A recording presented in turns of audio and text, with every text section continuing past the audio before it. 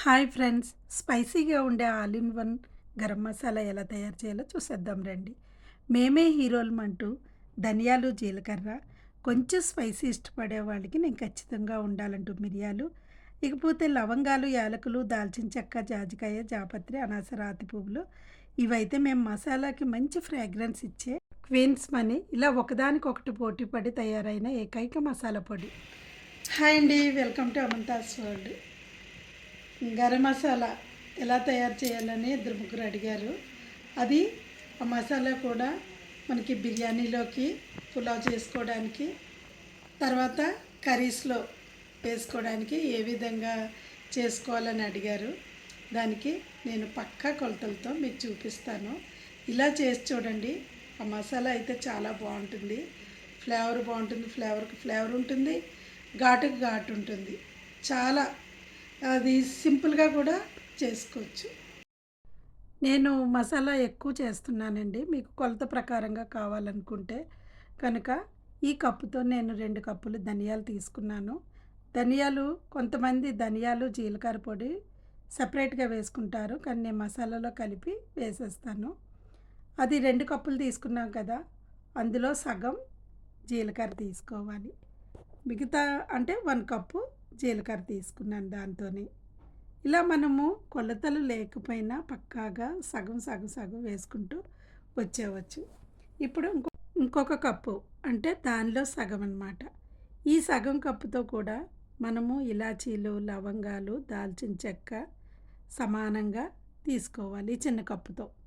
ఈ 3 మాత్రం సమానంగా తీసుకొని తర్వాత దాల్చిన చెక్క అంటే అందులో మెజర్ చేయలేము కాబట్టి ఒక గుప్పెడు చెక్కలైతే వేసుకున్నాను నేను.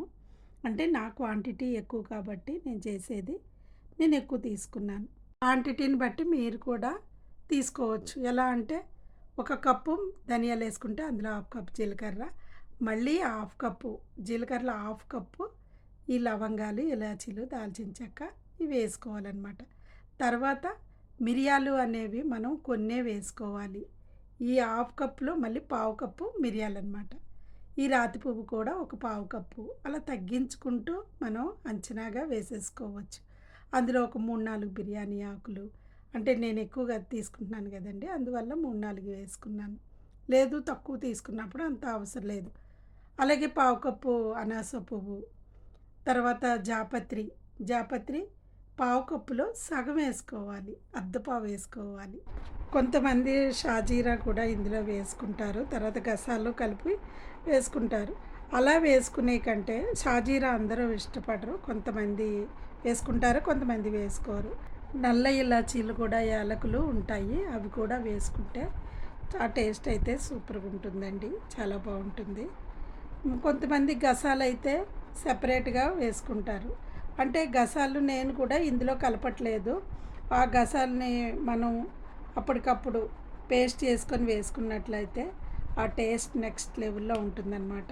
అందువల్ల నేను ఈ మసాలాల్లో అయితే కలపట్లేదండి. ఇప్పుడు ఏం చేయాలి అంటే వీటిని బాగా వేయించుకోవాలి. వేయించుకొని అంటే బాగా నల్లగా కాకుండా దోరగా వేయించుకోవాలి. వేయించుకున్న తర్వాత పౌడర్ చేసుకోవాలి. నేను మీకు ఏమేమి వేయిస్తున్నానో చూపిస్తాను, చూడండి. ముందుగా ధనియాలు వేయించుకుంటున్నాను. ధనియాలు వేయించేటప్పుడు అవి ఒకవైపు మాడిపోయి ఒకవైపు వేగకుండా ఉంటే అది మసాలా పొడి అయితే అస్సలు బాగుండదండి. అది వేసిన దగ్గర నుంచి అవి కలుపుతూనే ఉండాలి. లో ఫ్లేమ్లో పెట్టుకొని చక్కగా కలుపుతూ దోరగా వేయించుకోవాలి. ధనియాలు వేయించడం కూడా అది చూసుకుంటూ వేయించుకోవాలి. ఎలా అంటే అలా వేయిస్తే కనుక అది మసాలా ఫ్లేవర్ అయితే చేంజ్ అవుతుంది. తర్వాత జీలకర్ర కూడా అంతే, చక్కగా కలుపుకుంటూ వేయించుకోవాలి. అది కూడా నల్లగా వేయించకూడదు. ఇలా వేయించుకున్న తర్వాత ఇలా వేయించేటప్పుడు కొంచెం ఓపిక అయితే ఉండాలి. ఓపికగా ఇవి వేయించుకోవాలి. చూడండి, ఇంకొక స్టవ్ మీద నేను ఈలోగా టైం వేస్ట్ అవ్వకుండా ఇంకొక పెనం పెట్టుకొని ఏం చేశాను, ఫిష్ ఫ్రై చేస్తున్నాను. ఫిష్ అయితే అన్నీ కలిపి పెట్టేసుకున్నాను. ఫిష్ ఫ్రై చేస్తున్నానండి. ఎందుకంటే ఇది సమ్మర్ సీజన్ కాబట్టి ఎక్కువసేపు స్టవ్ దగ్గర చేసేటప్పుడే ఒక 2, 3 ఐటమ్స్ రెడీగా పెట్టుకొని టకటకా చేసేసుకుంటే మనకి స్టవ్ దగ్గర అంత స్టెయిన్ అవ్వమన్నమాట. చూడండి, నేనైతే పక్కన ఫిష్ ఫ్రై చేసేస్తున్నాను. ఒకవైపు ఈ మసాలాలు వేయించుకుంటున్నాను. చెక్క మాత్రం కొంచెం చిన్న చిన్న ముక్కలుగా కట్ చేసి అవి కూడా దోరగా వేయించాలి.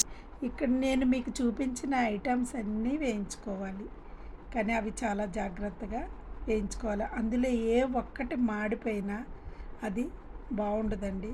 తర్వాత ఏంటి, మీ మీరు చెప్పినట్టే చేశాం కదా, అయినా మసాలా ఏమో చేదనిపించింది, ఇలా అలా అనొద్దు.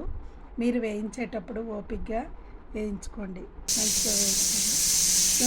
మరొక విషయం అండి, నేను ఫిష్ ఫ్రై చేస్తున్నాను కదా, ఈ మసాలా అయితే అందులో వేయలేదు.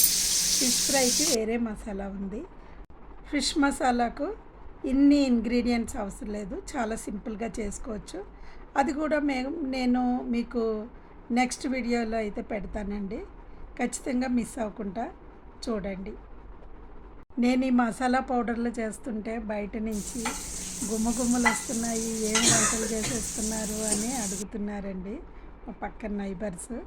చూడండి, ఎంత మంచి ఫ్లేవర్ వస్తుంది అన్నమాట. ఫ్రాగ్రెన్స్ అనేది చాలా బాగుంటుంది. మనం మసాలా పొడి చేసేటప్పుడు ఇల్లంతా మసాలా వాసనే. మీరు కూడా ఖచ్చితంగా ట్రై చేయండి. ఇలాగా బయట ఇన్స్టెంట్ మసాలాలు కొనుక్కొని వేసుకునే కంటే మనం ఇంట్లోనే ఇలా తయారు చేసుకొని వేసుకుంటే కనుక చాలా బాగుంటుంది. రుచికి మాత్రమే కాదండి, ఆరోగ్యానికి కూడా మంచిది. మనం అన్నీ ఒరిజినల్ వేసుకుంటాం కాబట్టి. చూడండి, బయట ఇన్స్టెంట్ మసాలా పౌడర్లు కనుక కొన్నామంటే అవి రకరకాల పౌడర్స్ వేసి అంతా కల్తీగా తయారు చేస్తున్నారని మనం ఎన్నో న్యూస్ ద్వారా తెలుసుకుంటున్నాము. అయినా కానీ ఈజీగా అయిపోతుందని అవే కొనేసుకొని వేసేసుకుంటాము. అలా వద్దండి, అలా చేయకుండా కొంచెం ఓపికతో చేసుకున్నట్లయితే మనకి ఆరోగ్యాన్ని కూడా కాపాడుకోవచ్చు. ఒకవైపున నాకు చూడండి మసాలా పళ్ళు వేయించేసుకున్నాను, తర్వాత ఫిష్ ఫ్రై కూడా రెడీ అయిపోయింది. ఇలా 2 పళ్ళు ఒకేసారి అయిపోయాయి అన్నమాట. ఈ గరం మసాలా తయారు చేసుకునేటప్పుడు 3 నెలల కంటే ఎక్కువ ఉంచుకోకూడదండి. ఒక 3 నెలలకు సరిపడేటట్లయితే బాగానే ఉంటుంది. తర్వాత మాత్రం దాని యొక్క క్వాలిటీ అనేది పోతుంది, కొంచెం చిరిచేది వస్తుంది. కాబట్టి మరీ ఎక్కువ కాకుండా మసాలా ఇంకా తక్కువ, ఒక నెలకే చేసుకున్నా ఇంకా బాగుంటుంది. కుదరదు అనుకున్న వాళ్ళు ఒక 2-3 నెలలకైతే చేసుకోవచ్చు. అది చక్కగా ఫ్రిడ్జ్లో పెట్టేసుకుంటే అది మంచిగానే ఉంటుంది. కాబట్టి మీరు కూడా మరీ ఎక్కువ సంవత్సరాలకి 6 నెలలకి కాకుండా ఒక 2-3 నెలలకి చేసుకుంటే బాగుంటుంది. మసాలా దినుసులన్నీ నేనైతే వేయించేసుకొని పౌడర్ చేసేసుకున్నానండి. చాలా మెత్తగా చేసుకున్నాను. ఇది మనకు అవసరమైనప్పుడు వేసుకుంటే బాగుంటుంది. ధనియాల పొడి, జీలకర్ర పొడి ఎక్కువ ఉండడం వల్ల ఎక్కువ గొంతులో ఘాటు అనేది ఉండకుండా మంచిగా సాఫ్ట్గా ఉంటుంది. మీరు కూడా ఖచ్చితంగా ట్రై చేయండి. మరిన్ని అప్డేట్స్ కోసం మన ఛానల్ సబ్స్క్రైబ్ చేయండి. మీకు ఈ వీడియో నచ్చినట్లయితే కామెంట్ చేయండి. ప్లీజ్ అండి, లైక్ చేయడం మర్చిపోకండి. Thank you.